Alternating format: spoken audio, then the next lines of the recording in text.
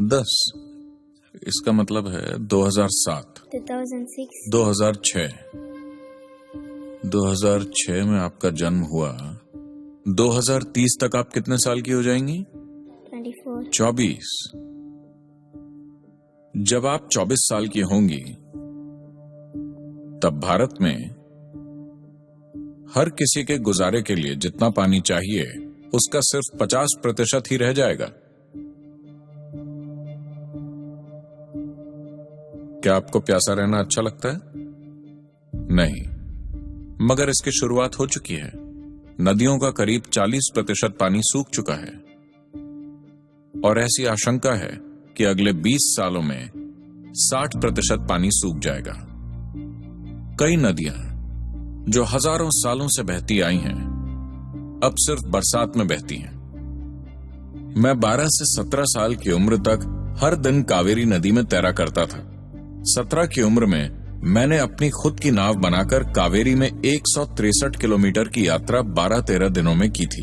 ये बड़ा ही शानदार अनुभव था। लेकिन आज अगर आप कावेरी में जाकर नाव चलाने की कोशिश करेंगे तो आप चट्टानों में अटक जाएंगे, क्योंकि उतना पानी नहीं बचा है।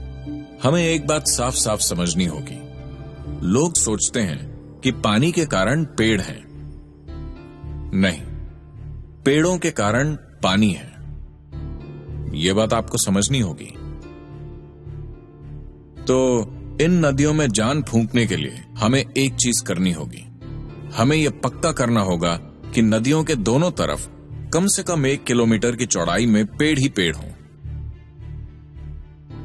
अगर वो सरकारी जमीन है तो वहां जंगल लगाए जाएं। अगर वो किसी किसान की जमीन है तो वहां फलों और औषधियों के पेड़ या बगीचे लगाए जा सकते हैं। इसका मतलब है कि हम सभी को यह पक्का करना होगा कि हम भोजन में कम से कम 30% फल खाएं। अगर हमारे भोजन का 30% हिस्सा पेड़ों से आने वाले फल होंगे, केवल तभी किसान फलों की खेती करके उसे हमें बेच सकते हैं, है ना? तो हम ये सारी योजना तैयार कर रहे हैं अपनी नदियों को बचाने के लिए, क्योंकि मैं ये देखना चाहता हूं कि जब 100 साल बाद आप बूढ़े हो जाएं,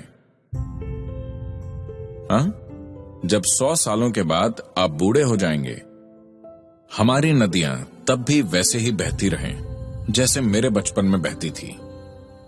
मैं चाहता हूं कि आप ये देख सकें। अगर ऐसा होना है तो हमें एक मजबूत सरकारी नीति की जरूरत होगी। सरकार नीति बनाने के लिए तैयार है, मगर हम सभी को मदद करनी होगी। लोकतंत्र का क्या अर्थ है? हम सभी को मदद करनी होगी, तभी वो ऐसा कर पाएंगे। तो एक काम कीजिए, हम लोग प्रधानमंत्री जी को एक पत्र लिखेंगे। आप स्कूल की तरफ से लिखिए, लेकिन अगर आप अपनी तरफ से भी लिखना चाहें तो लिख सकते हैं। स्कूल की तरफ से जाने वाले पत्र में आप सभी अपने हस्ताक्षर कीजिए, ठीक है?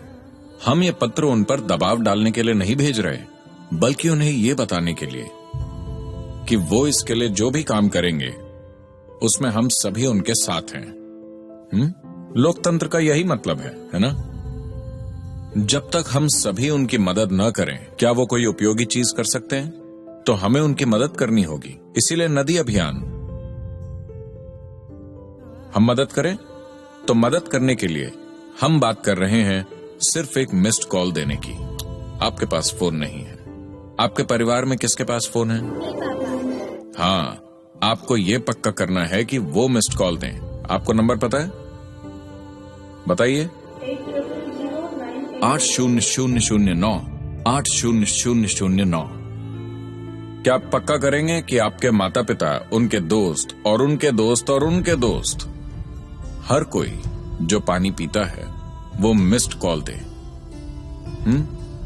है ना? जो लोग पानी नहीं पीते उन्हें हम छोड़ देंगे। बाकी हर कोई जो पानी पीता है उसे नदी अभियान में मदद करनी चाहिए।